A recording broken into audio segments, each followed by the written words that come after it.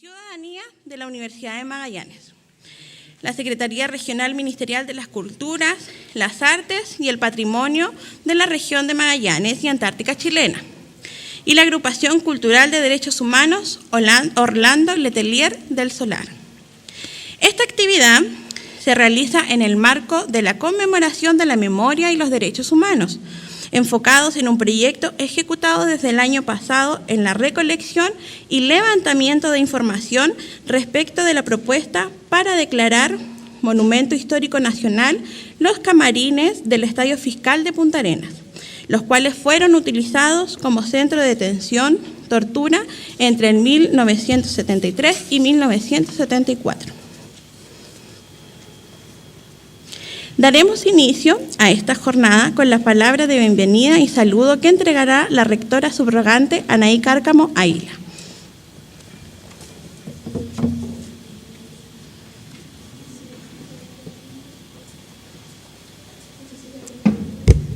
Buenas tardes a todas y a todos.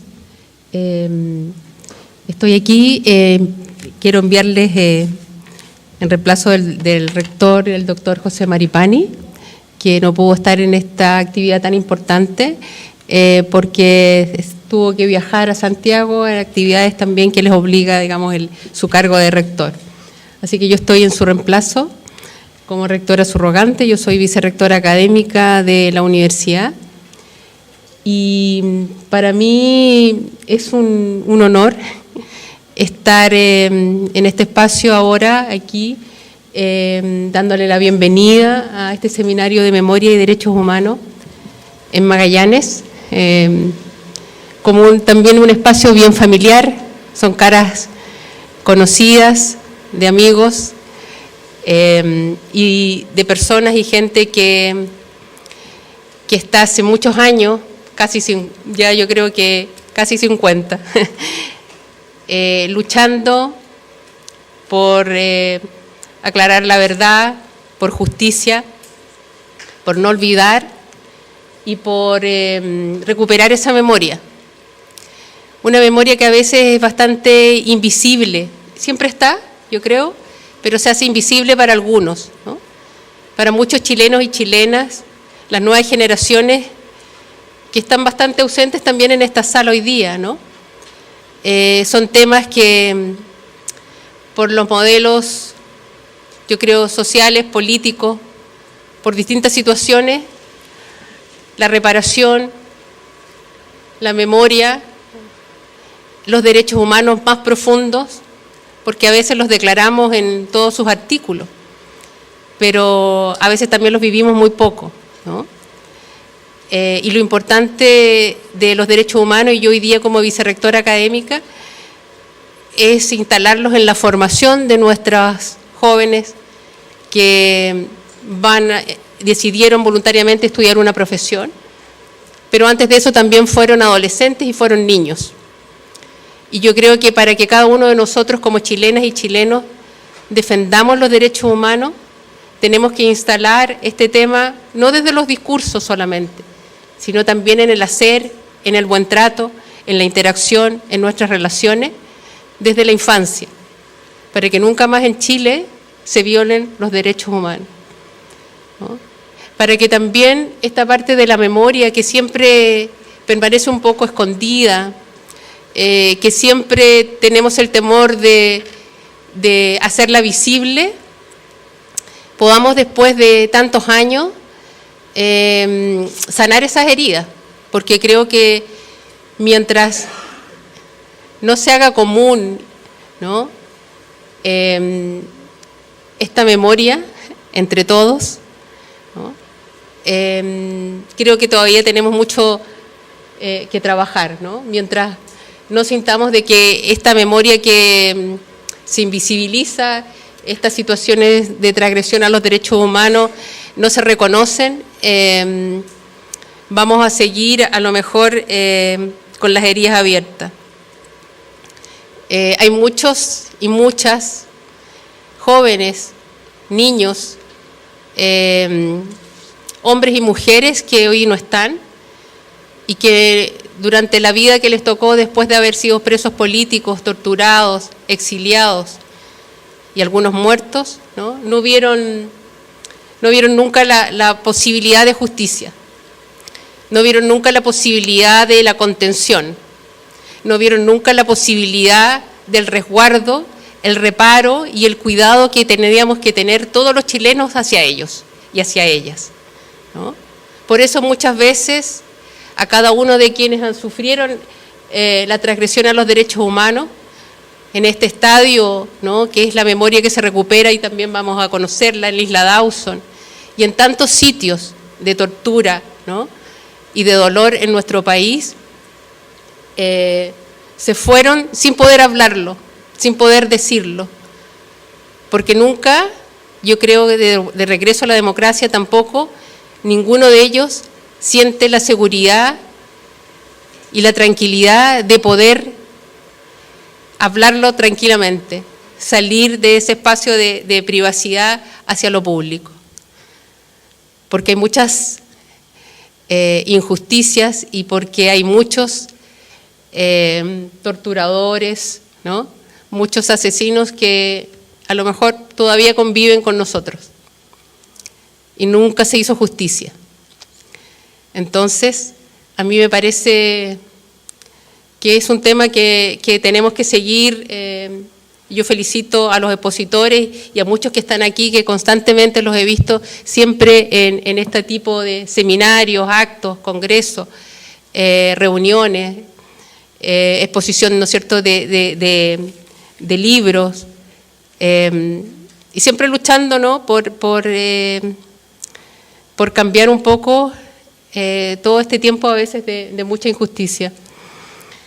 Bueno, solo eso y que creo que el tiempo, a veces uno no lo tiene que contar tanto en años, ¿no? El tiempo es relativo y la memoria creo que hay que documentarla, creo que hay que escribirla, porque ya en algún minuto uno un poco la pierde, ¿no? Pero la recupera cuando se encuentra nuevamente con ese relato, se encuentra nuevamente con esos escritos, se encuentra nuevamente con esa entrevista, ¿no? Y lo volvemos a recuperar, ¿no? Y obviamente que todos los sitios de memoria son importantes, no solamente por el pasado, sino que por el presente y también por el futuro de nuestros niños y niñas, ¿no? Es una historia que no podemos olvidar ni guardar. Así que eso, y yo desde la Universidad de Magallanes, desde el saludo del rector José Maripani y desde el mío, en lo personal, la universidad quiere también apoyar, ¿no es cierto?, todo el trabajo que se está haciendo, formar a lo mejor una mesa de trabajo, una comisión que podamos pensar en cómo recordamos y cómo conmemoramos los 50 años de la dictadura, ¿no?, lo que fue la dictadura en nuestro país, y cómo vamos reparando y también cómo vamos formando y educando a los niños y las niñas de nuestro país, ¿no?, donde cada uno de nosotros y cada uno de los niños y las niñas y los jóvenes se vuelva defensores de los derechos humanos, porque eso es lo que tenemos que ser, defensores de los derechos humanos en el lugar que nos toca estar, vivir y en el territorio donde estamos. Así que eso, muchas gracias, un abrazo y que sea un éxito este seminario.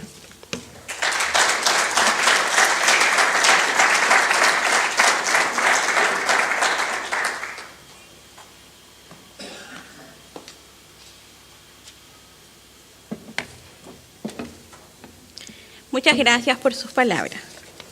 A continuación, se dirigirá a ustedes con un saludo la jefa de la Unidad de Derechos Humanos, Inclusión y Ciudadanía, señorita Nicole Aer Medina.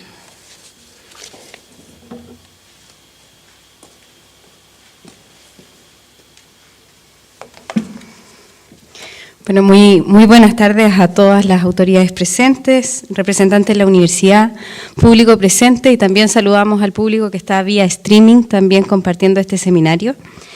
Y antes de empezar, me gustaría agradecer a todas las personas que están presentes y, en primer lugar, a la Secretaria Regional Ministerial de las Culturas, las Artes y el Patrimonio de la Región de Magallanes y Antártica Chilena y la Agrupación Cultural de Derechos Humanos Orlando Letelier, del Solar, quienes hoy hacen posible poder hablar, ¿cierto?, sobre este proyecto de investigación que es tan relevante.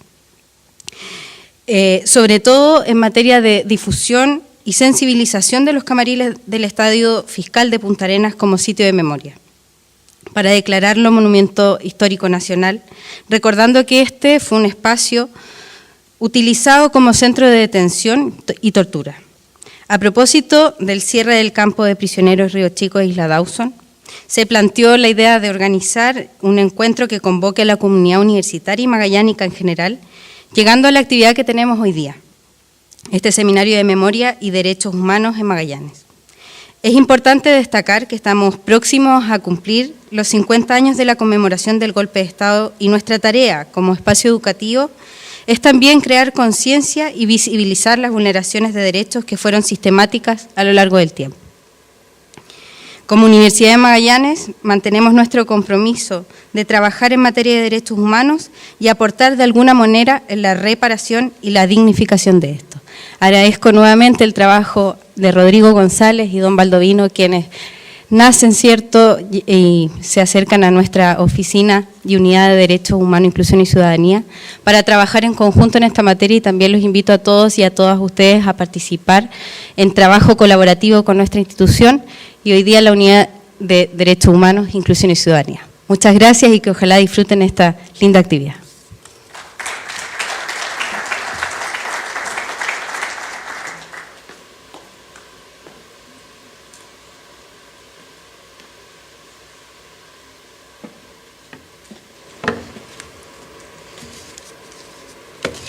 Agradecemos sus palabras. Aprovechamos igualmente de saludar, ¿cierto?, a todas las personas que nos acompañan vía streaming. Muchas gracias por estar en esa modalidad. Teníamos hoy día información, ¿cierto?, que nos iban a acompañar desde Santiago, desde otras partes, así que estamos muy contentos y les saludamos a todos y todas. A continuación, daremos inicios al seminario de la memoria y derechos humanos en Magallanes.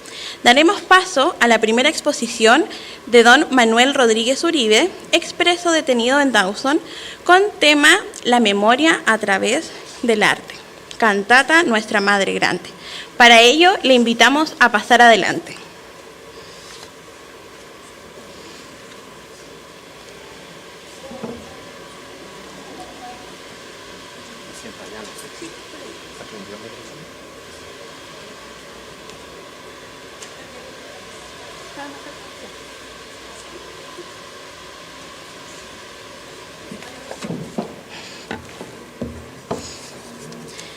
Presentamos también al expositor don Rodríguez González Vivar, investigador en Memoria y Derechos Humanos, que más adelante nos presentará el Estadio Fiscal de Punta Arenas, declaratoria como sitio de memoria. Y doña Michelle, Seremi de Justicia y Derechos Humanos, y el tema que abordará es la Agenda Regional y Nacional en Derechos Humanos del Programa de Gobierno. Les damos un fuerte aplauso.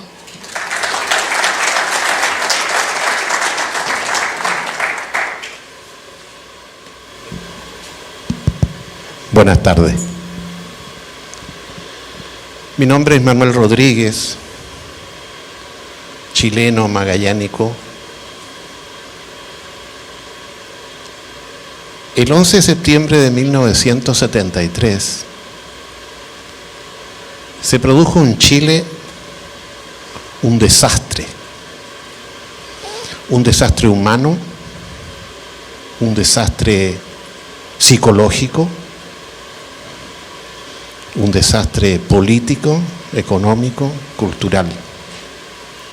Se derrumbaron más de 50 años de democracia. Esa mañana me desperté con los discursos transmitidos por la radio que pronunciaba el presidente Allende desde Santiago, y hacia las 8:30 o 9 de la mañana salí de mi casa diciendo: este es el golpe. Permanecí en un domicilio de la ciudad de Punta Arenas toda esa noche. Escuché mi nombre y el de más de 70 dirigentes de la Unidad Popular convocados para presentarse en los cuarteles y regimientos de la ciudad el día 12. Siempre me pregunté por qué la prensa austral tenía una lista tan completa de todos los dirigentes de la Unidad Popular el mismo día del golpe. Y finalmente me presenté en una comisaría, en la comisaría de Carabineros de Punta Arenas, y quedé detenido. Fui llevado a continuación al regimiento Pudeto. Eso es el día 12 de septiembre. El 18 de septiembre fui llevado al cuartel o casa denominada Palacio de la Sonrisa en Colón 636, donde después de ser vendado, golpeado, apaleado, pateado durante varias horas junto a otros compañeros míos, fui objeto de un simulacro de fusilamiento. Me arrastraron al patio trasero de Colón 636 y me fusilaron. Lo único que recuerdo es que al momento que sentí la andanada de disparos de los militares, con mis manos busqué en el pecho los orificios. Y ahí comprendí de que era un simulacro. Las torturas continuaron durante todo el mes de septiembre, octubre, y como comenzaron el 18 de septiembre, podrán imaginar ustedes que para mí el 18 de septiembre no tiene ningún significado patriótico. Octubre, noviembre, y el 21 de diciembre fui llevado junto a más de 300 compañeros míos al campo de concentración de Isla Dawson. Podrán imaginar el estado de depresión y de tristeza, de pena, de miedo, de terror de las que cada uno de nosotros éramos víctimas. Y naturalmente cada uno de nosotros creía que las torturas que habíamos recibido eran las más graves y las más terribles que podrían haberle ocurrido a alguna persona. Y una tarde de ese mes de diciembre, conversando con mi amigo y compañero Daniel Ruiz, y le cuento lo que habían sido mis torturas, Daniel me dice: Manuel, ¿tú sabes por qué estamos vivos? Silencio. Estamos vivos simplemente porque no nos han matado. Pasamos la Navidad, pasamos el Año Nuevo, y en estos días de fines del año, recordando a mi esposa, a mi compañera, a muchas personas conocidas y queridas, comencé a escribir un poema. Comencé a imaginar, fuera de la prisión, fuera del campo de concentración, fuera de la realidad oscura y siniestra en la que estábamos viviendo, otra realidad. Entonces me imaginé el continente americano, producto de muchas lecturas. Me imaginé la historia y la geografía del continente americano. Y pensé y soñé y me imaginé que América era una madre, una mujer, nuestra madre grande. Y entonces escribí un poema de 10 estrofas que constituyó la base a partir de la cual se creó una cantata. En esa barraca, en esos últimos días de diciembre y primeros días de enero del 74, estaban conmigo además, entre otros tantos, Fernando Lanfranco, con su guitarra, cantándonos todas las tardes. Y entonces le paso a Fernando el poema y le digo: haz tú lo que quieras con esto. en una de esas puede servir para algo. Y Fernando Lanfranco creó de esos 10 poemas una obra musical que a nuestro juicio constituye un aporte histórico significativo a la memoria y a los derechos humanos. Se sorprenderán que en la cantata no aparece por ninguna parte nombrada la isla Dawson. Es un canto de esperanza, es un canto de fe en el futuro, es una construcción imaginaria que pasó por mi mente, que Fernando Lanfranco puso en música y Marco Bartisewicz puso en pentagrama musical. Se trataba a continuación de sacar esta obra del campo de concentración. Yo recuerdo que cuando me avisaron que me iban a traer de vuelta a Punta Arenas los militares, empecé a imaginar de alguna manera cómo podía yo sacar ese texto poético. Así que lo escribí en un pequeño papel, con letra extremadamente pequeña, y me escondí el papel en los calzoncillos, para evitar que en la revisión a la salida del campo pudieran encontrarme este poema. Pero Fernando también tenía una copia y a continuación, naturalmente, ambos logramos sacarla del campo de Dawson, pero en mi caso particular extravié la copia y finalmente la pudo sacar Fernando y Marco en dirección a la cárcel pública, donde ellos fueron a continuación un consejo de guerra, y después nos dispersamos, cada uno siguió rutas distintas. Yo me fui a la relegación, Fernando se fue a Irlanda, mi amigo Marco fue a Europa y después a África, y nos perdimos la pista unos de los otros. Sabíamos que habíamos dejado hecho algo que podía tener sentido y significado histórico. Nos encontramos el año pasado nuevamente y estamos trabajando en la presentación y el estreno de la cantata Nuestra Madre Grande, junto a un gran equipo de colaboradores, de comunicadores, de cantantes, de voces, de músicos, y esperamos presentarla en septiembre del próximo año, cuando se conmemore 50 años de aquel desastre del cual les hablaba.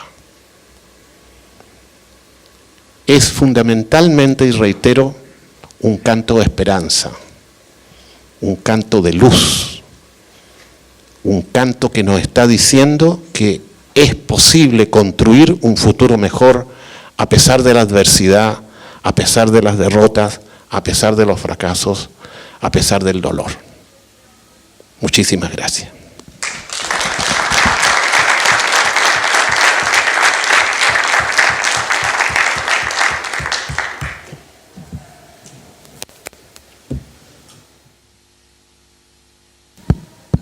Ahí sí.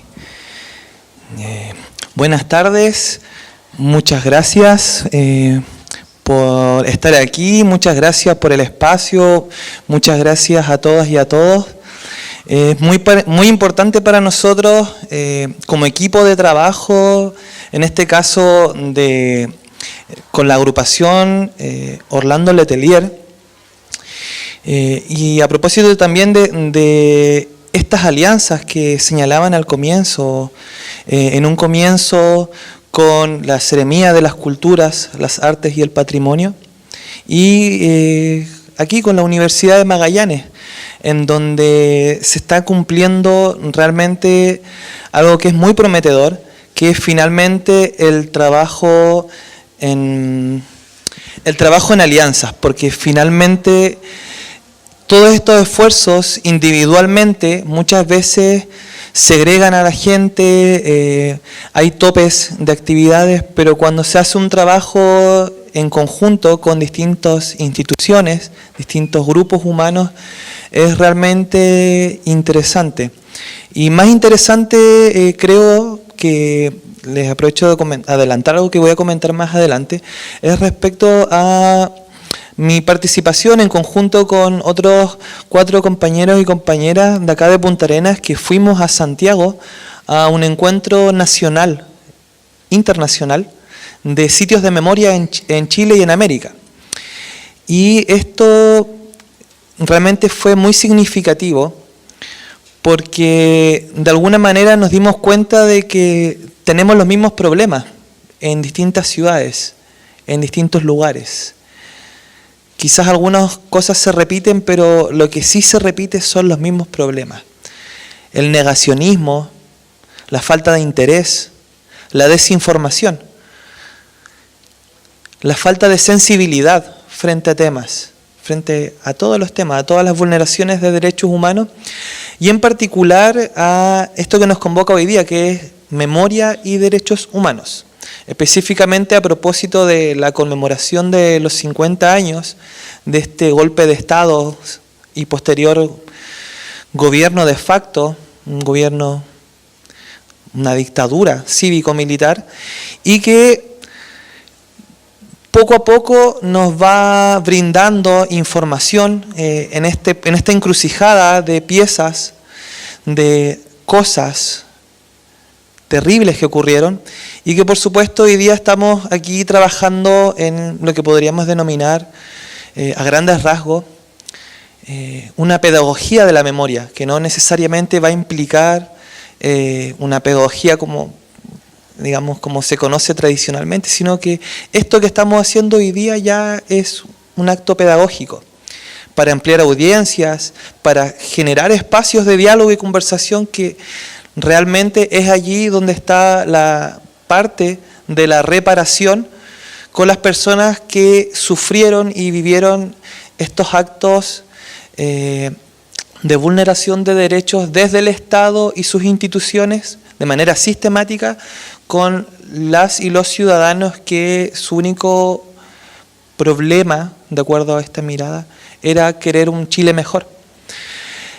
Así que bueno, hoy día voy a presentarles una propuesta de proyecto que me involucra directamente, en donde también soy agradecido de la confianza que se me brindó a mí y a otros compañeros y compañeras que hemos puesto a disposición el privilegio de ser profesionales, valga la redundancia, ¿no? Que es un gran privilegio poder ingresar a una universidad y poder contar con estos conocimientos que nos permiten ser mejores personas, pero que también se nos olvida una gran parte, que es cómo nos debemos éticamente hacia nuestra ciudadanía, hacia nuestra gente, nuestros hermanos, nuestras hermanas. Y eso se resume, creo yo, que en lo que pude ver y compartir con tantas personas la semana anterior, de poner a disposición estas competencias para poder sacar adelante estas y ojalá muchas más iniciativas en cuanto a memoria y derechos humanos. Entonces hoy día básicamente voy a presentarles un resumen de qué es lo que se ha hecho en cuanto a el Estadio Fiscal de Punta Arenas, que en particular, para quienes no están al tanto de esta información, se está llevando a cabo un proceso de declaratoria de monumento nacional, en este caso en condición de sitio de memoria, los camarines del Estadio Fiscal, que fueron utilizados como centro de detención, secuestro, interrogatorio, vejámenes, torturas y una serie de consecuencias muy terribles, tanto para las personas como para las familias y para nuestra sociedad. También quisiera entregar un mensaje, un saludo muy importante para mí, que es para Alejandro Parada, que él es un arquitecto que ha estado involucrado siempre con los derechos humanos, con la memoria, y que gran parte de este trabajo que hoy día está haciendo posible que esté presente en el Consejo de Monumentos en estas declaratorias gracias al trabajo de Alejandro y su insistencia. La memoria es insistente. Así que quería decir eso antes de comenzar. Y bueno, entonces para ir ya en tierra derecha con este asunto, que no me avanza. Ahí está. Quise partir con esta imagen porque la perspectiva histórica reciente nos entrega siempre pistas del acontecer noticioso a nivel nacional. Pero cuando revisamos la prensa local, tal como bien como señala Manuel, nos parece muy curioso que hay muy poca información de lo que ocurre a nivel local. Por ejemplo, esta noticia nos habla de las detenciones y lo que está ocurriendo en el Estadio Nacional de Chile, de Santiago de Chile, pero no hay ningún guiño, no hay ningún tipo de información de lo que está ocurriendo en nuestro estadio, en nuestra ciudad, a un par de cuadras del centro de la ciudad.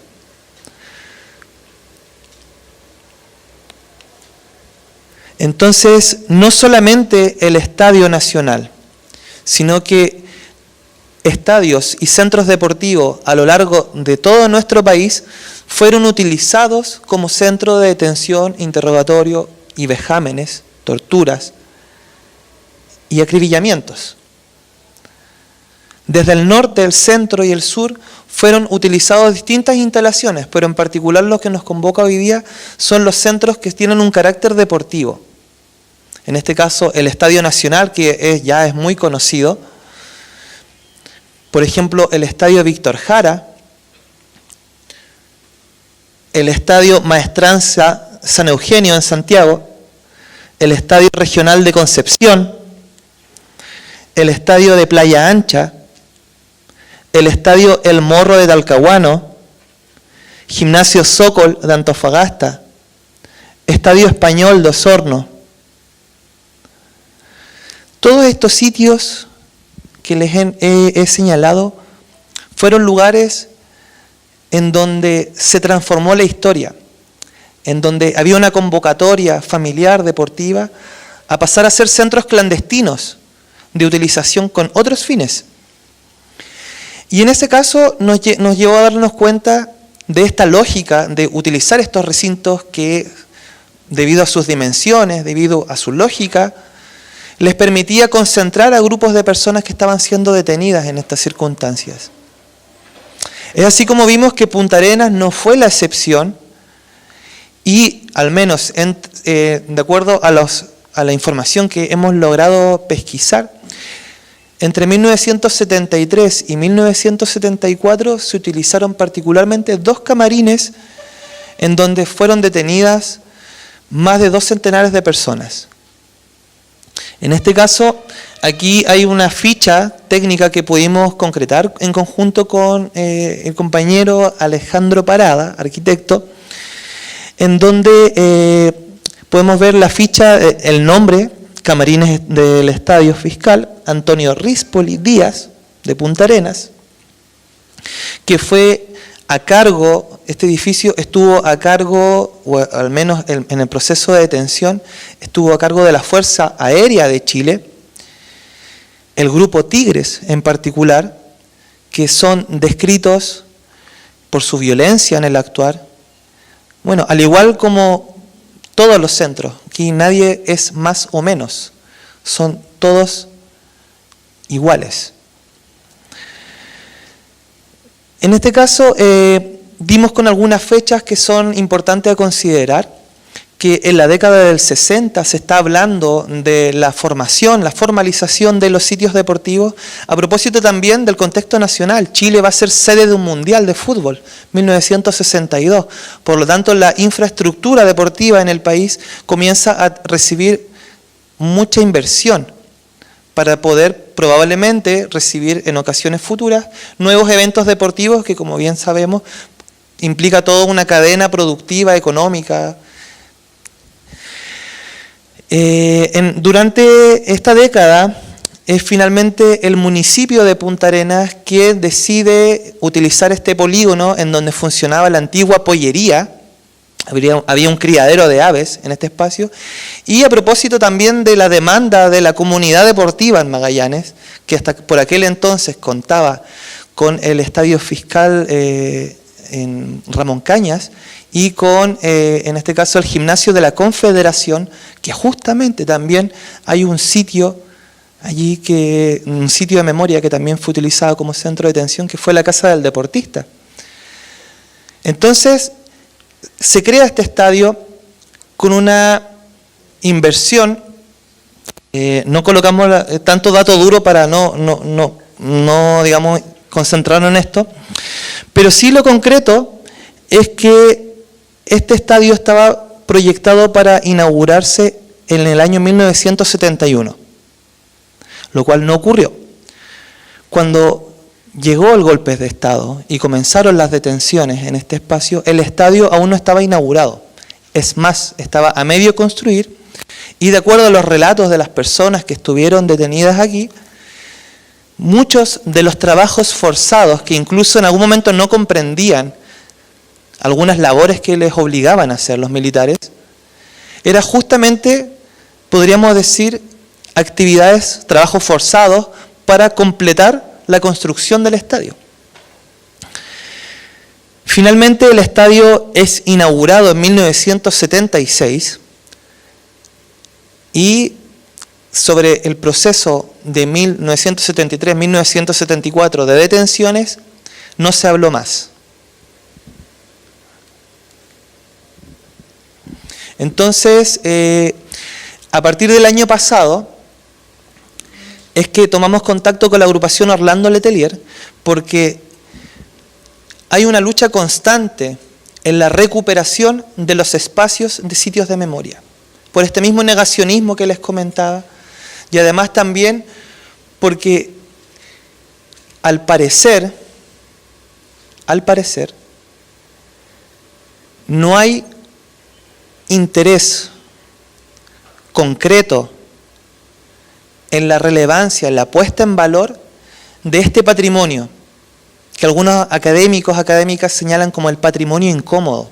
Normalmente cuando nos hablan de patrimonio pensamos en la arquitectura victoriana, neoclásica, arquitectos franceses, la casa de los pioneros europeos, pero no nos hacen referencia a este patrimonio que les incomoda a la sociedad, a las instituciones.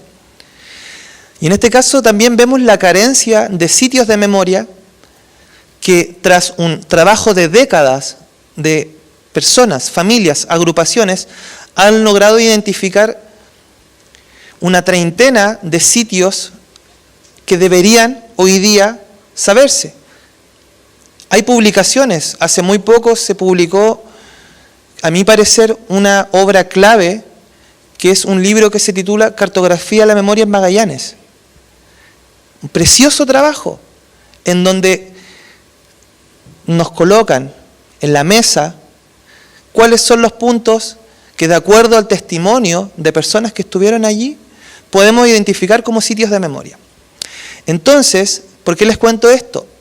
Porque cuando conversamos con la agrupación, se sabía, digamos, a Vox Populi, que el estadio fiscal había sido ocupado como centro de detención. Pero no se estaba haciendo el trabajo, digamos, protocolar, formal, para pedir la solicitud formal de declaratoria de sitio de memoria. Es por eso que el año pasado, en conjunto con la Seremía de las Culturas, de las Culturas, Artes y el Patrimonio, es que iniciamos el trabajo formal para poder generar un informe para presentarlo al Consejo de Monumentos y así declarar este sitio de memoria. Entonces, en este marco empezamos a levantar información, testimonios, revisión de prensa. Por ejemplo, acá está la nota que sale a finales de los 60 respecto a la construcción del estadio. Información sobre ya cuál es el estado de la construcción de este estadio.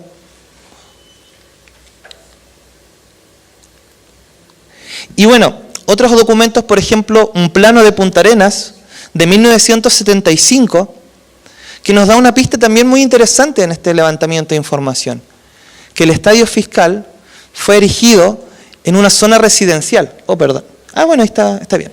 En una zona residencial. Por lo tanto, en esta zona residencial, podríamos decir que fueron testigos directos de lo que ocurrió aquí. Por lo tanto, teníamos también otra forma de poder indagar en esta información.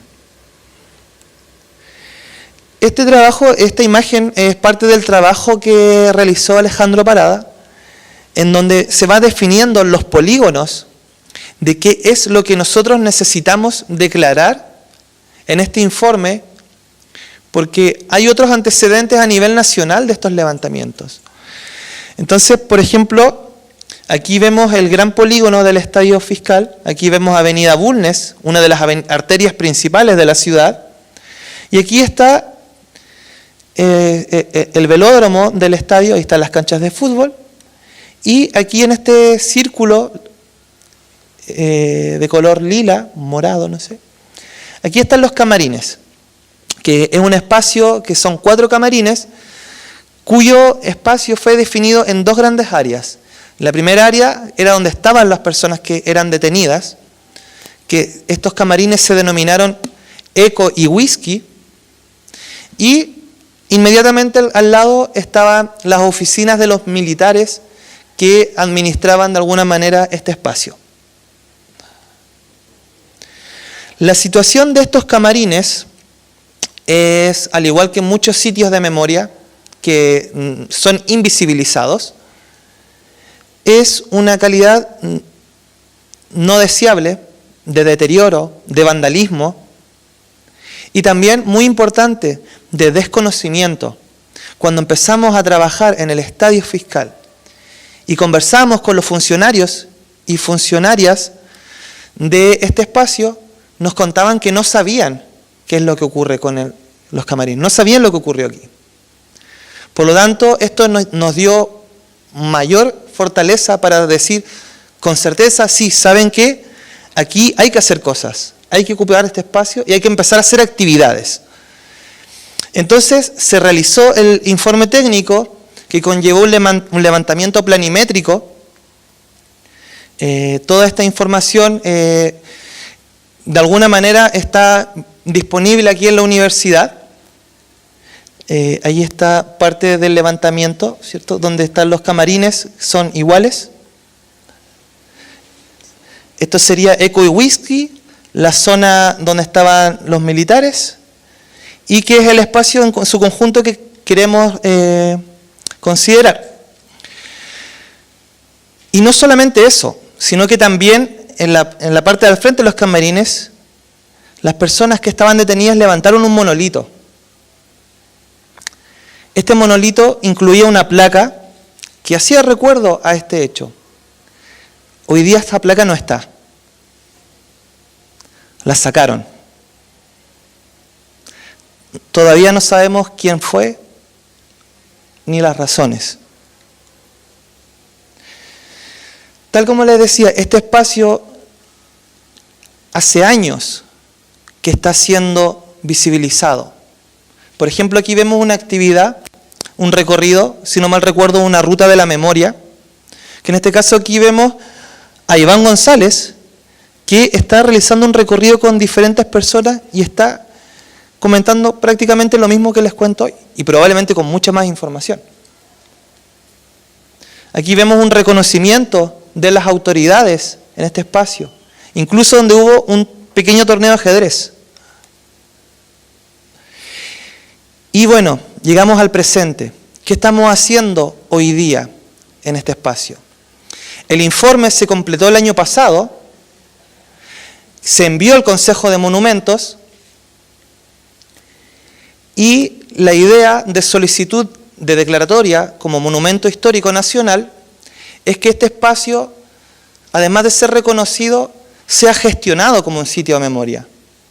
Esto implica un área educativa, un área de tránsito, y vemos que existe toda la disposición de las instituciones públicas, de la sociedad, de las agrupaciones para poder llevar a cabo este trabajo, en donde hemos identificado distintas circunstancias de este espacio.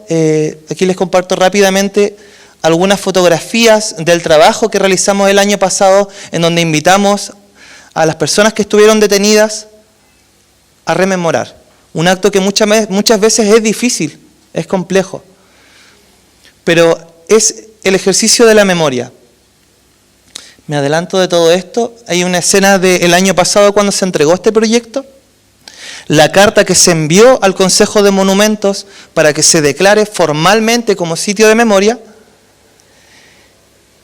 Esto es algo que hicimos durante este año, en donde convocamos a diversas autoridades y personas a cargo de estos espacios para poder compartir nuestras inquietudes y por qué la necesidad de levantarlo como sitio de memoria.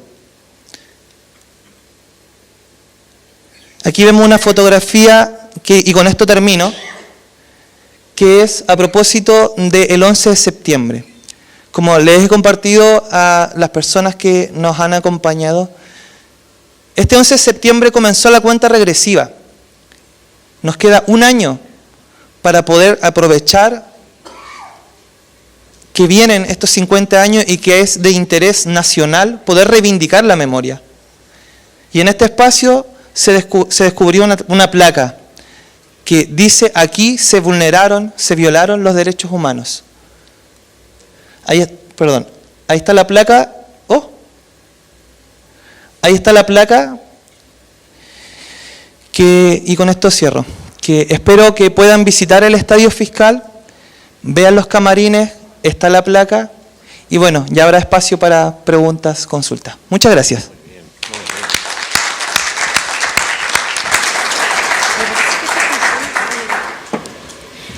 Bueno, en conformidad, ¿cierto?, de estas presentaciones, tal como indicaba don Rodrigo, al finalizar, ¿cierto?, la ponencia de la Ceremi, se va a dar micrófono abierto para que los asistentes puedan hacer algunas dudas, consultas o algunos comentarios.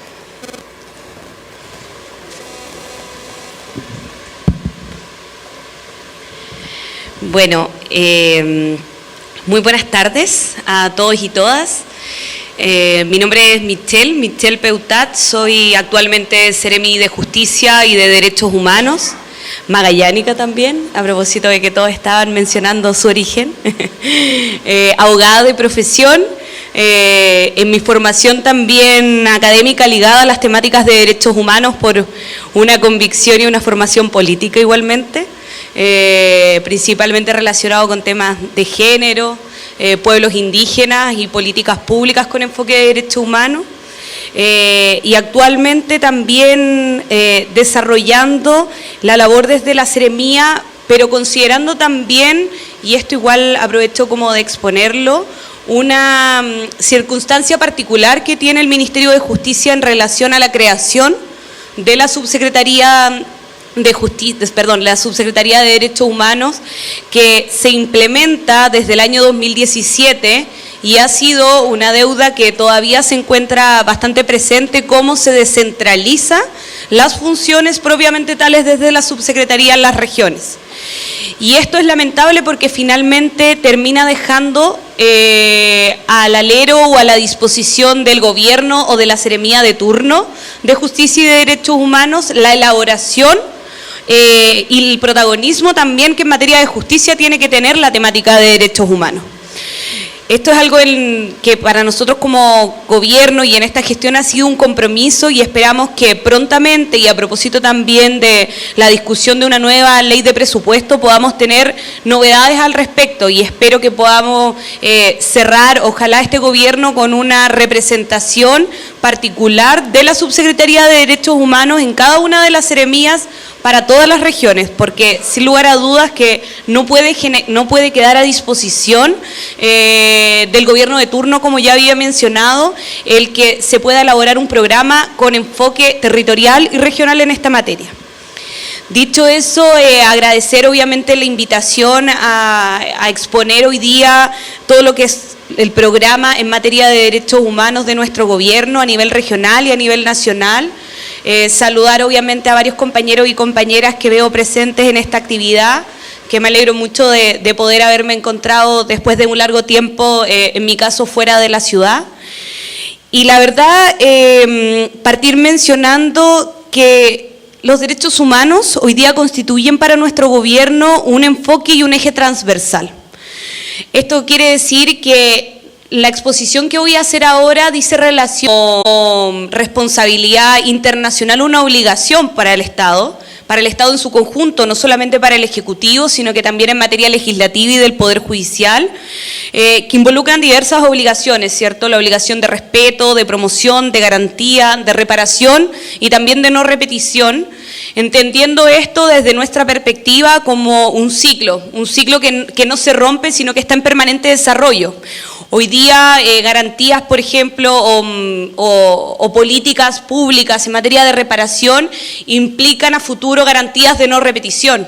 Y las garantías de no repetición también van implicando un respeto, obviamente, en esta idea de ver los derechos humanos como una deuda hacia el pasado, pero también con una mirada y una perspectiva hacia el futuro. Porque los derechos humanos, y esto lo hemos conversado también desde el equipo de la Seremía y en distintos medios de comunicación, no se constituyen en una violación por parte del Estado solamente en hechos lamentables que atraviesan nuestra historia, como fue el terrorismo de Estado, o también en el último tiempo en el contexto de protesta social a propósito del estallido social, sino que existe desde el Estado una vulneración permanente desde distintas instituciones, desde distintos agentes del Estado, desde la cual también nos tenemos que hacer cargo y elaborar también un trabajo con perspectiva de futuro.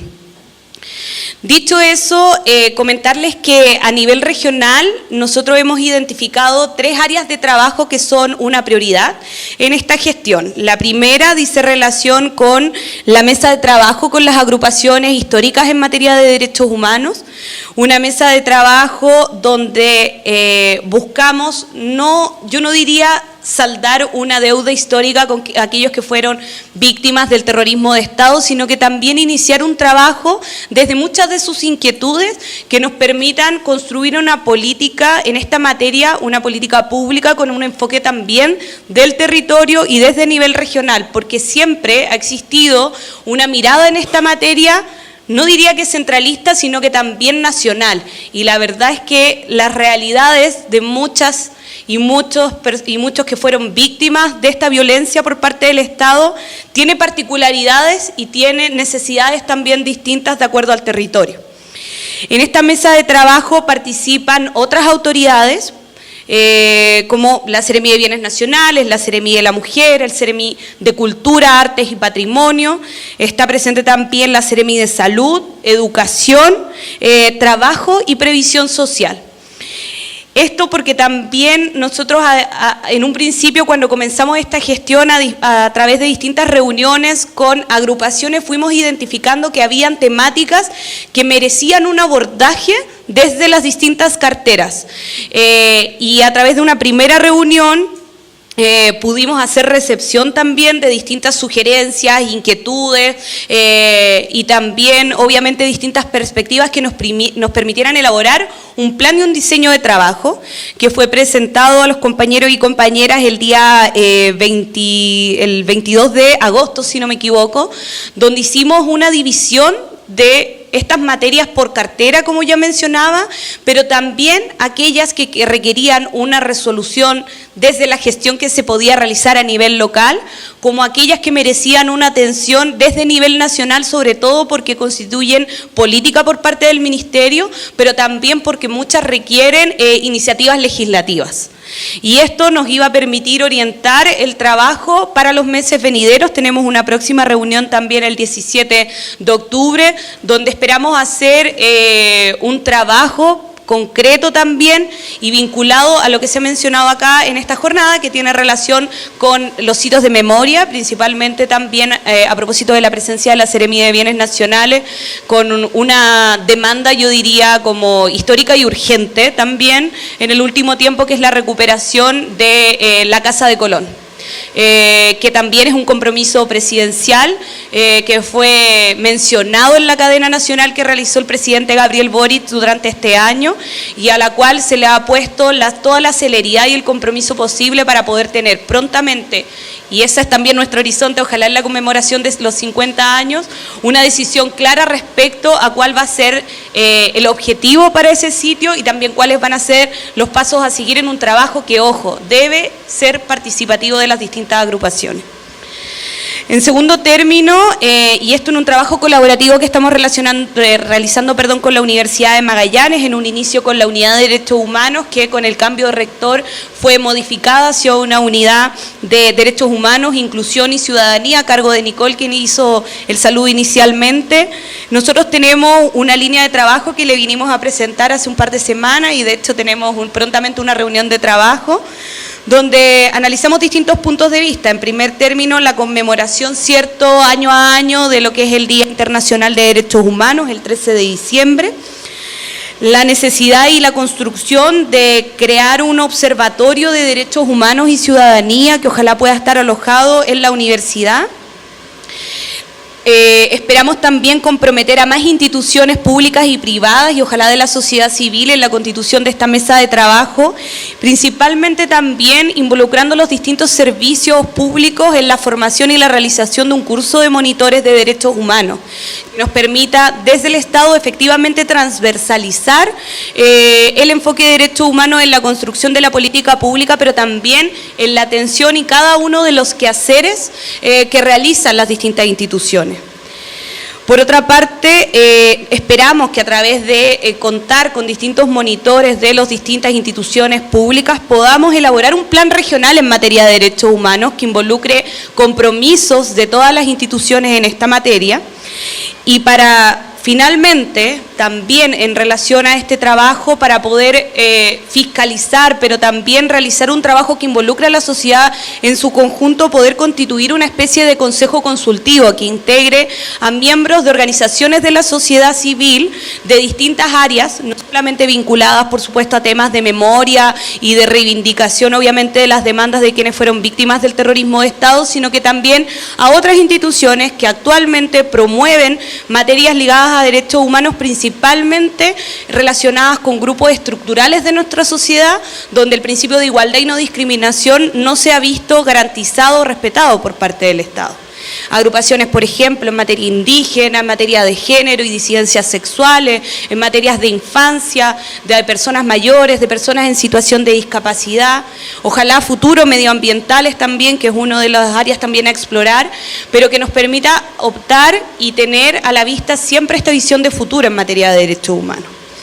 Y por último, a nivel regional, también hemos realizado la primera mesa de reparación integral de víctimas del estallido social.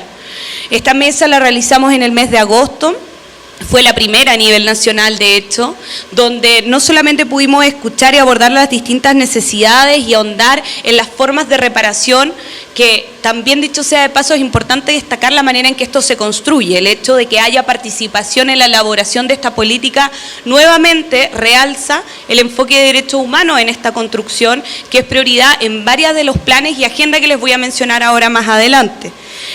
Estas mesas se siguen desarrollando, todavía no terminan de realizarse todas a nivel nacional y la idea es que de cada región puedan nombrarse representantes para integrar la Mesa Nacional de Reparación de Víctimas del Estallido Social, que va a ser liderada por nuestra subsecretaria de Derechos Humanos, Aide Berrauter, y también por la senadora Fabiola Campillay. En esa mesa se espera tener el próximo año la creación de un proyecto de ley de reparación integral para las víctimas del estallido, que obviamente va a ser presentado por nuestro gobierno con toda la celeridad y el compromiso que requiere y va a depender obviamente de la tramitación legislativa en cuanto a su éxito. A nivel nacional, mencionarles que hay una agenda muy robusta en materia de derechos humanos desde la subsecretaría.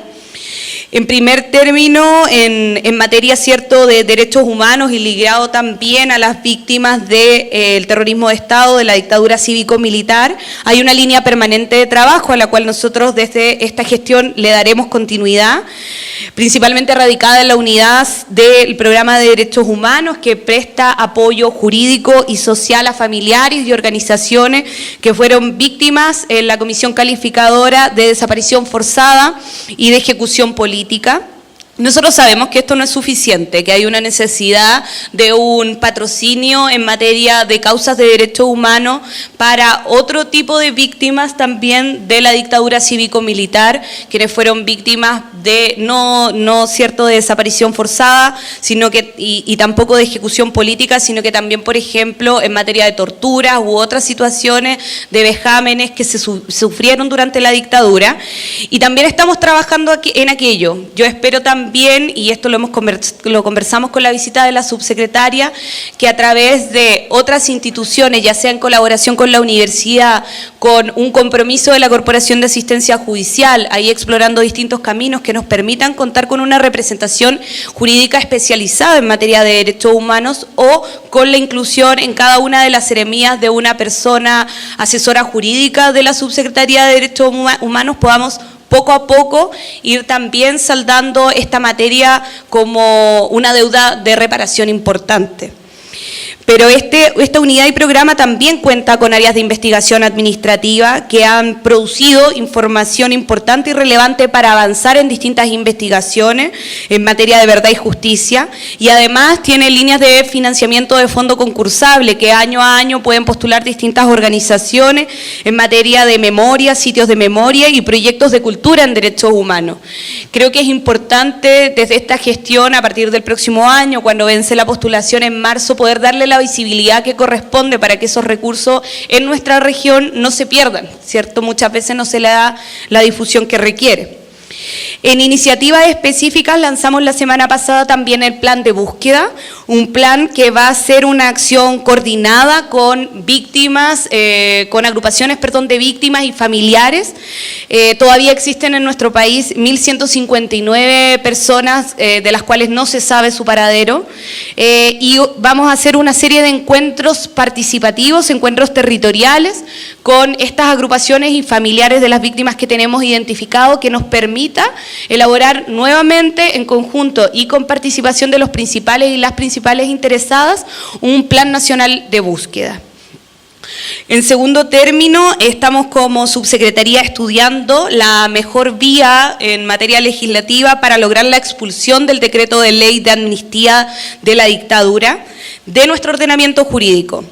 Y ustedes se preguntarán por qué estamos buscando maneras de expulsión y no una derogación, ¿cierto?, de este decreto. Y es porque una derogación, la verdad es que en términos jurídicos da reconocimiento tácito a la validez de este decreto durante el periodo. Por lo tanto, tenemos que buscar otras alternativas, como podría ser, por ejemplo, para algunos la anulación del decreto, o buscar una interpretación legislativa en relación al decreto ley. En tercer término, a propósito de la pensión garantizada universal, se está trabajando en conjunto con el Ministerio del Trabajo y Previsión Social, a propósito de la próxima reforma de pensiones que va a presentar nuestro gobierno, en cómo poner término, y eso ya es algo que la subsecretaría también se lo anunció a muchos y muchas de ustedes, a la incompatibilidad que existe en materia de pensiones para aquellos que son beneficiarios de las pensiones en materia de reparación. En materia de género también es importante, y en nuestra gestión lo hemos tratado de visibilizar de esta manera, tiene relación con la violencia político-sexual, que durante muchos años mujeres que sufrieron durante la dictadura han visto una invisibilización importante de esta materia en las discusiones, no solamente de las distintas mesas de trabajo, sino que también en distintas consideraciones vía legislativa o de política pública que se deben hacer en materia de reparación. Otros planes nacionales en los cuales estamos trabajando como ministerio en actualizar, uno es el Plan Nacional de Derechos Humanos. A propósito también de la elaboración del plan regional, nosotros esperamos que sea la antesala, ¿cierto?, a este plan nacional, que buscan promover, proteger y aumentar el respeto a los derechos humanos dentro de todas las instituciones del Estado. Y en segundo término, algo que quizás ha sido más reciente, pero que igualmente es importante y dice relación con el Plan Nacional de Derechos Humanos y Empresas, el PAN.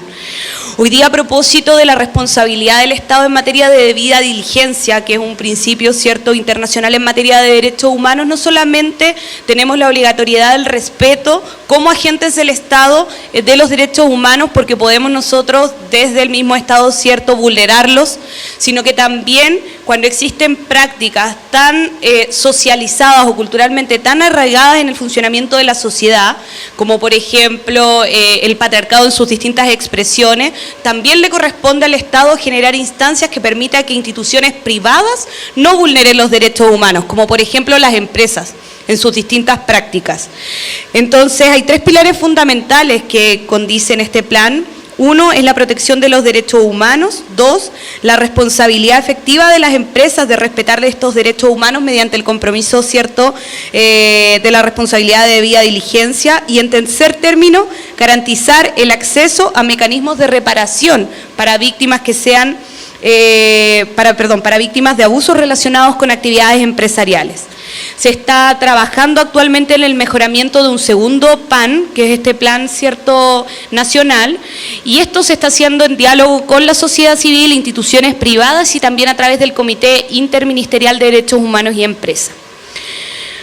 En otro acápite importante en materia de educación de derechos humanos, también estamos en un fortalecimiento importante desde la Subsecretaría del Portal de Formación de Derechos Humanos en materia de capacitación y de formación. Actualmente tenemos un curso disponible en materia de derechos humanos y el día de ayer se lanzó una nueva capacitación en materia de mujeres indígenas y también de niñez y adolescencia indígena a propósito del acuerdo de solución amistosa por el caso de Gabriela Blas, donde estamos también no solamente cumpliendo con nuestros compromisos en materia internacional, sino que fortaleciendo la institucionalidad en materia de derechos humanos. En agenda legislativa, para finalizar y no extenderme mucho más, hay 3 áreas que son fundamentales. La primera dice relación con la tipificación del delito de desaparición forzada. Estamos apurando, obviamente, el avance de la aprobación de este proyecto que actualmente se encuentra en el Senado. También fue mencionado por la subsecretaria en su visita. Estamos en una discusión importante de cómo hacer modificaciones. Esas modificaciones ya se están ingresando a la ley 20.609, que es la ley Zamudio, la ley antidiscriminación, porque consideramos que ahí hay muchas mejoras en materia de no discriminación que se deben implementar en un proceso que hoy día no garantiza efectivamente reparación, que tiene hoy día también una aplicación bastante tardía y que si bien fue un avance en su momento, hoy día tenemos que profundizar y mejorar de acuerdo a los estándares internacionales en materia de derechos humanos. Y por último, el proyecto de ley que busca constituir un mecanismo de defensa a los defensores de derechos humanos a propósito de la firma durante este gobierno del Acuerdo de Escazú. Esas son las principales líneas de trabajo en las que nos estamos desarrollando. Me extendí un poquito, pero quería contarles cómo también esto no solamente se está elaborando y trabajando desde nivel nacional, sino que también desde nuestra región y con la pertinencia que corresponde y la participación de varios y varias de ustedes. Así que muchísimas gracias y cualquier duda siempre disponible a responderla.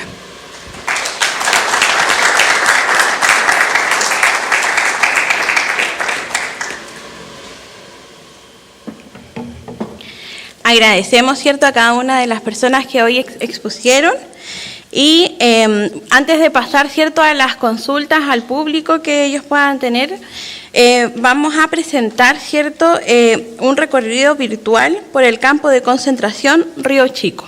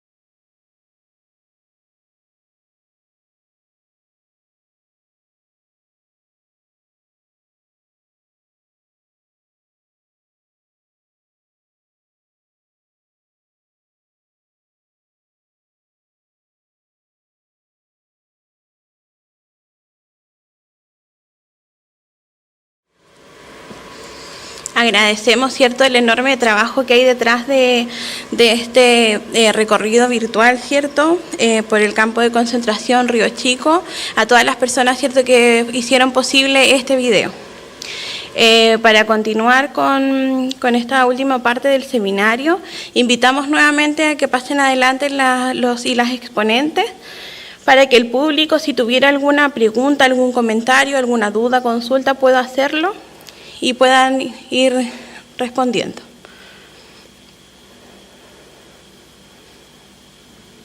No sé si alguien tiene alguna duda, consulta. ¿Sí? El micrófono, si lo puede facilitar, por favor. Aló. Sí, bueno, como ya quedamos, parece, los más familiares, porque la mitad se retiró, solo hacer algunos alcances.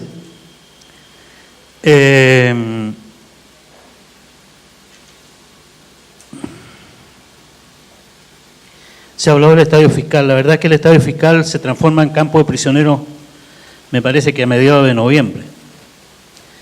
Antes había sido un campo peor de prisioneros, que estaba ubicado en Bahía Catalina, en que nuestros compañeros que estuvieron ahí, entiendo que hay más de uno acá que estuvo ahí,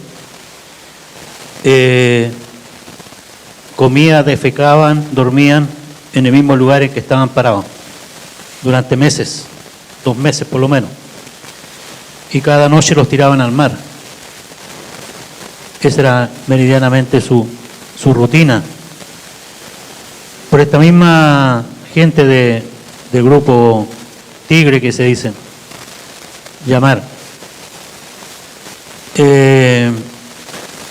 Claro, el estadio fiscal fue centro de tortura, me tocó también estar ahí en otra época, pero seguía siendo igual.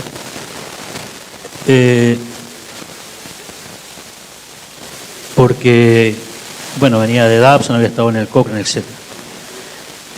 Un alcance respecto al tema del plano del 75 de la población Javier Palacio, que es la continuidad de la población de las Naciones, aún no existía, estaban recién haciendo excavaciones. También se habló del robo de la placa del monolito del Estadio Fiscal, y la verdad que esa placa fue robada a vista y paciencia de los funcionarios del INDH, que veían cómo los chicos se lo llevaban y nadie hizo nada. En su momento vinimos a denunciar a la jefatura y bueno, no pasó nada, ¿no? Como pasan muchas cosas. Y en el tiempo que vivimos, porque hablamos de todo como en pasado, como de todo solucionado, en democracia también se nos siguieron desapareciendo los trabajos, la vivienda, el acceso a la educación, con Bachelet, que planteó un plan de derechos humanos al que hace mención la Ceremi. Durante el gobierno de Piñera también desapareció y se transformó en el plan de derechos humanos de empresa. Y hasta el día de hoy nadie nos ha dado una respuesta respecto a qué función y qué éxito, qué logro, qué obstáculo tuvo el Plan Nacional de Derechos Humanos.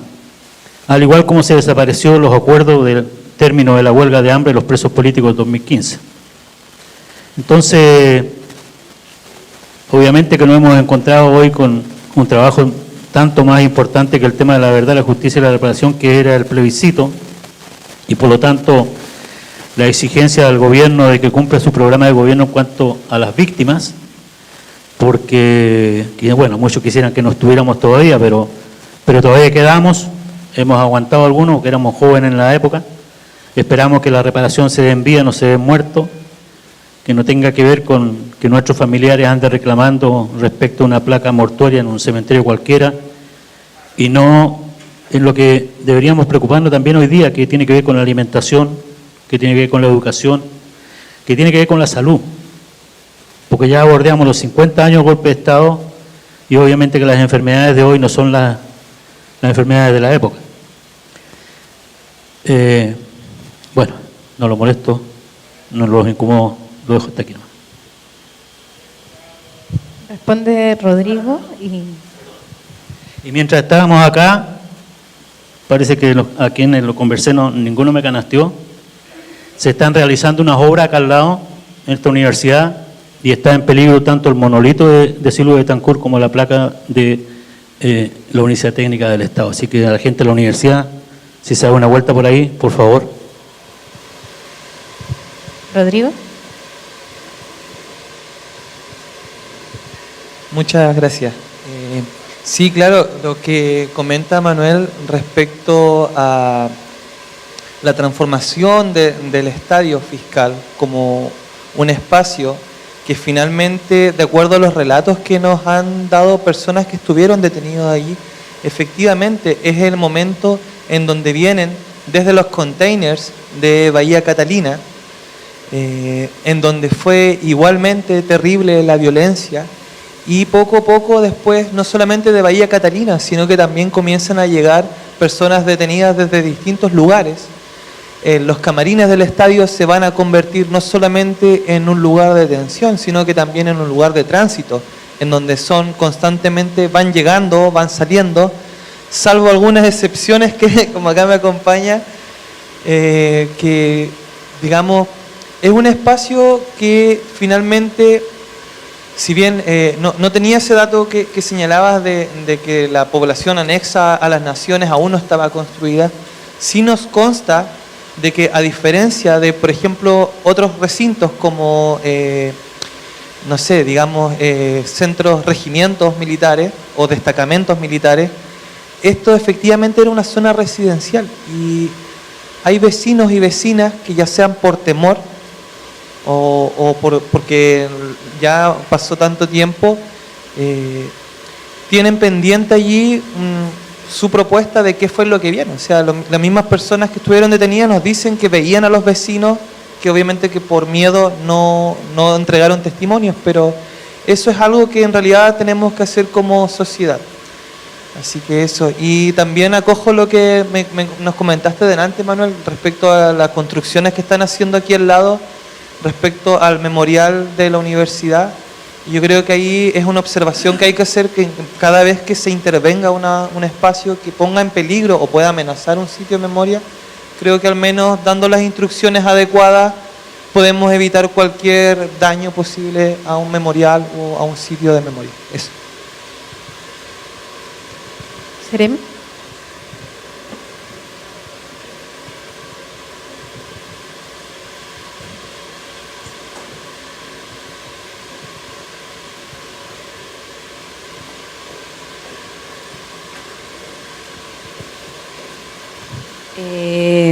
Sí, yo creo que, bueno, varias de las cosas con Manuel las hemos ido conversando también en nuestra misma mesa de discusión con las agrupaciones de derechos humanos. Yo, en relación a los planes, son dos planes distintos. El Plan Nacional de Derechos Humanos, nosotros pensamos darle la continuidad, así como lo mencioné en la exposición, pero para preparar ese plan nacional estamos en la búsqueda de un plan a nivel regional que permita hacer la antesala precisamente de lo que nosotros como región vamos a proponer al Ministerio y a la Subsecretaría en particular para la elaboración del plan nacional, porque creemos que esto debe tener una pertinencia territorial, dada obviamente la circunstancia en que ocurrieron varios de los hechos durante este periodo en nuestra región.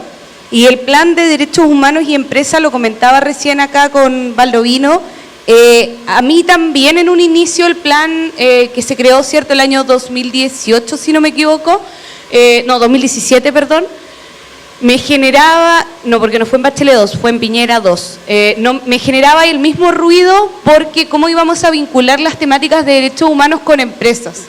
Pero resulta que hoy día tener un plan nos permite y pone en más alto nivel los estándares que tiene que cumplir el Estado en materia de debida diligencia. O sea, ya no es solamente el Estado quien puede vulnerar los derechos humanos, sino que también es el Estado el que tiene que generar las condiciones para que el privado no vulnere los derechos humanos. Y en materia de empresa, eso también es fundamental a propósito de derechos humanos ligados al ámbito laboral. Por ejemplo, seguridad social, materia sindical. Bueno, muchos de nosotros hubiésemos esperado que con reformas constitucionales importantes también este año podríamos tener una construcción jurídica mucho más sólida en materia de derechos del trabajo, pero igualmente hay compromisos en materia internacional que se encuentran o son parte del ordenamiento jurídico nacional a propósito de lo que la misma Constitución actual en el artículo número 5 establece, que es hacer parte de este nivel constitucional a todos aquellos convenios internacionales que hayan sido ratificados por nuestro país y también algunos otros tipos de declaraciones en estas materias. Entonces, el Plan de Derechos Humanos y Empresas nos permite, como bien decía, ya no solamente como Estado ponernos, ¿cierto?, en todo este aparataje institucional para no poder vulnerar los derechos humanos, sino que también nos obliga a generar condiciones para que el privado también no los cometa. Y en materia laboral eso es, la verdad, que es sumamente relevante.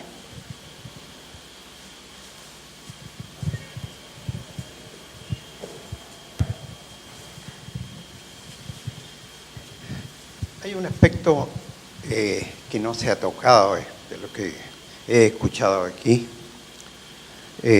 Cada preso político tiene su historia, como conversaba Manuel. Historias dramáticas que son incomprensibles a veces de lo que pudo suceder de gente que somos. Yo nacido en Punta Arenas, criado en Punta Arenas, estudié en Punta Arenas, y me vienen a pasar todas esas cosas que son incomprensibles, ¿cierto? Por ejemplo, yo a los 10 días que fue detenido falleció mi padre. Sin embargo, no pude asistir al funeral de mi padre. Amigos míos influyeron para que yo pueda ir. Sin embargo, a ellos les costó una persecución, simplemente, gente conocía aquí en Magallanes. Por ejemplo, yo hice con 8 compañeros más un viaje que nadie más creo que hizo. Salí de Isla Dawson, pasé al Estadio Fiscal y fui a parar a la penitenciaría de Santiago. Cuando salí de Isla Dawson, quedamos 15 detenidos. Cuando pasé al Estadio Fiscal habría unos poquito más jóvenes de la Juventud Comunista Socialista que estaban en ese tiempo. Y cuando llego a la penitenciaría de Santiago, habían 8.500 presos y 1.500 políticos. Sin embargo, no terminó mi historia ahí. Fui a parar a una cárcel en Buin, alejado de todo, de mi familia, de todo. Tuve 3 visitas en un año. ¿Quién iba a llegar allá? Y todo esto iba menoscabando físicamente a cada preso. Ahora somos afortunados de estar viviendo acá porque podíamos, como dice Manuel, haber desaparecido. En esos viajes que hacíamos en barco a Isla Dawson, pues habernos tirado al agua perfectamente. Nosotros habríamos desaparecido simplemente. Tantas cosas que se podían inventar. Cuando estábamos en el Cochrane nos dejaban libres. Váyanse nomás, están libres, y después disparaban por la espalda. ¿Qué aducían? Fuga. Se quería fugar. Entonces debemos de dar gracias a la vida que estamos acá, pero esa vida tenemos que cuidarla. Hay un aspecto que nos atacaba aquí, que es la salud de los sobrevivientes de Isla Dawson, que está quedando muy poco. Una salud preferencial, no que estemos en el grupo de etario. Por ejemplo, tuve un problema hace el sábado, lo siento el corazón que me dio, tuve que ir a parar a la posta del hospital. Me atendieron muy bien y me derivaron a un cardiólogo el día lunes, y ahí me anotaron y me dieron hora, no sabemos para cuándo. Mi compañero Lorenzo Ayerza está pasando una situación difícil. Pero ¿dónde está? ¿Quién lo apoya? ¿Quién está ahí preguntando? ¿Dónde está ese grupo de médicos? Es necesario cuidar a estos viejos. Estos viejos, yo estoy próximo a cumplir 83 años. Cuidarlos, a ver si alcanzamos a llegar a los 50 años de golpe y estar presente para contar tantas vivencias, tantas cosas. Cada preso político, como les decía, tiene su historia por lo que pasó, tanto como preso, como el entorno político que le costó vivir. ¿Cuánta gente ha fallecido, se nos ha ido? ¿Cuántas veces hemos ido al estadio a dejar compañeros cantando el Tamadaleco? No sabemos cuánto. Salud, por favor. Cuidar a estos presos, que vamos quedando muy pocos los jubilados. Gracias.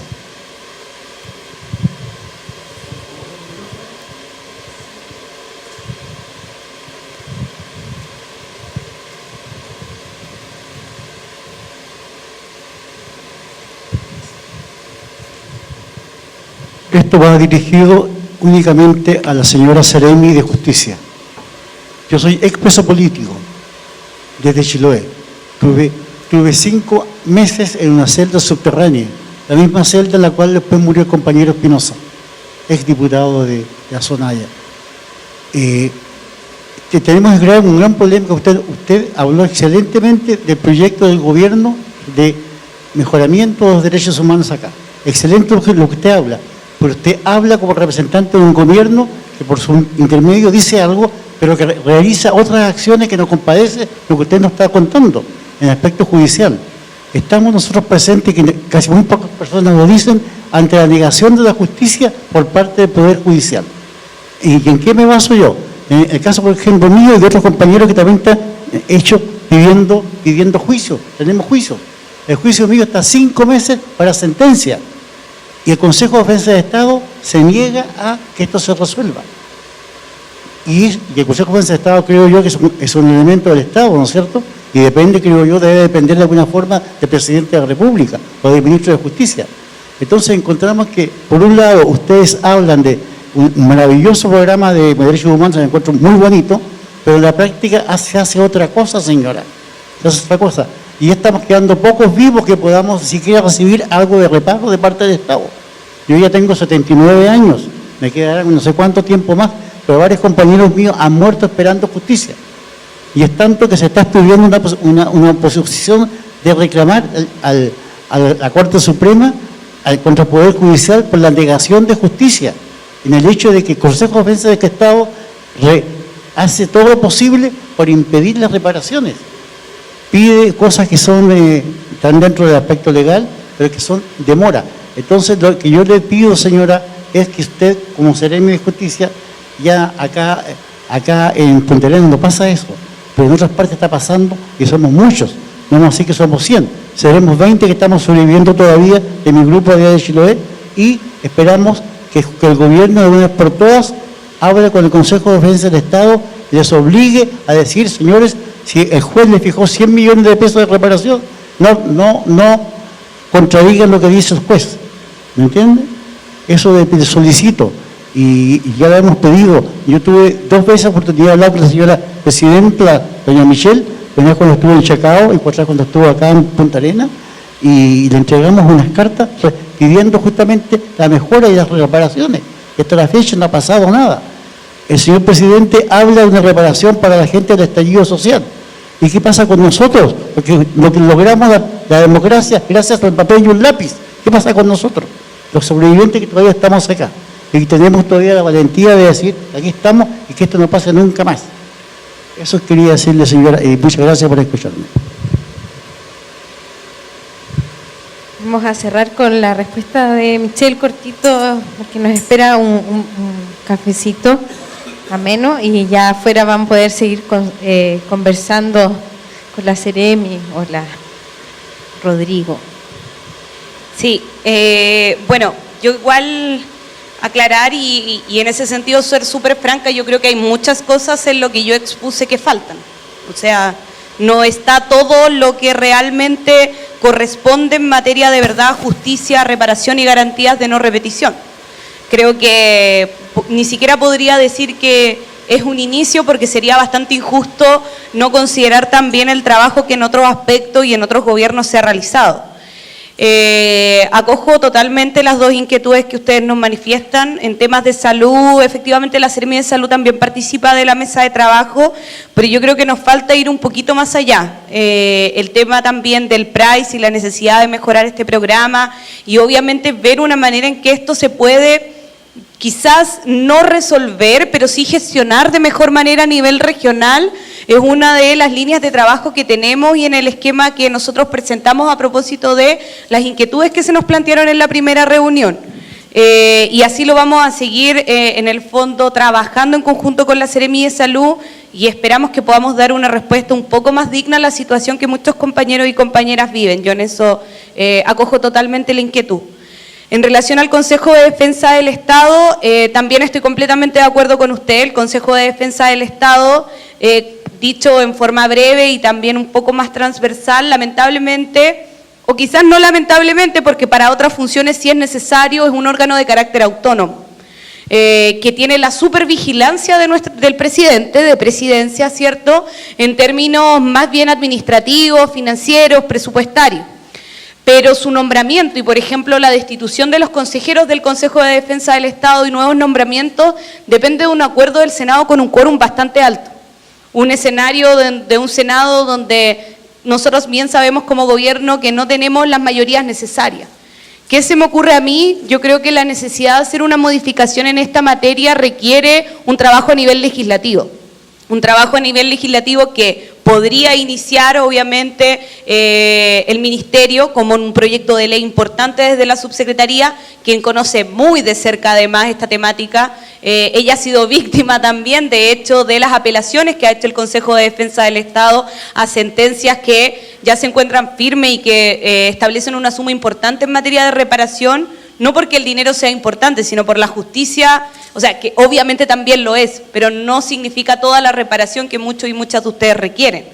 Entonces, yo creo que tenemos que explorar ahí más caminos posibles. Me parece interesante que también podamos desde la Seremía de Justicia intentar un diálogo con los parlamentarios también a nivel regional.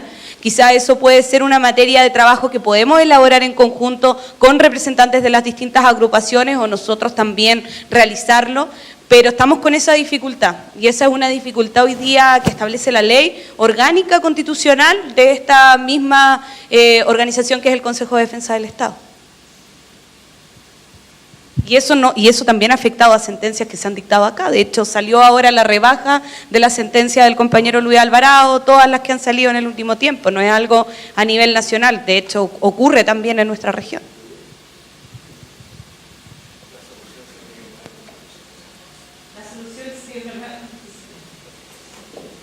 Aunque así como vamos viendo la necesidad de tal como lo señalado.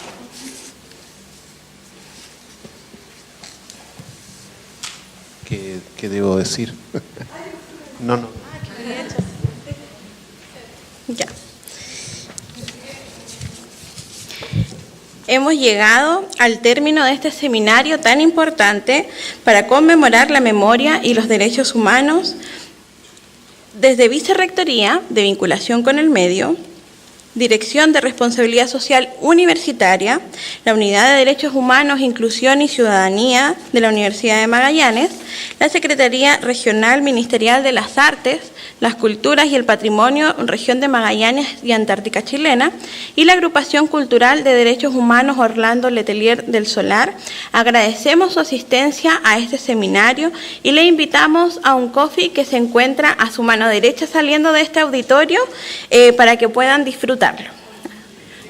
Al fondo ahí a mano derecha, así que ahí muchas gracias por su asistencia. Que tengan muy buenas noches.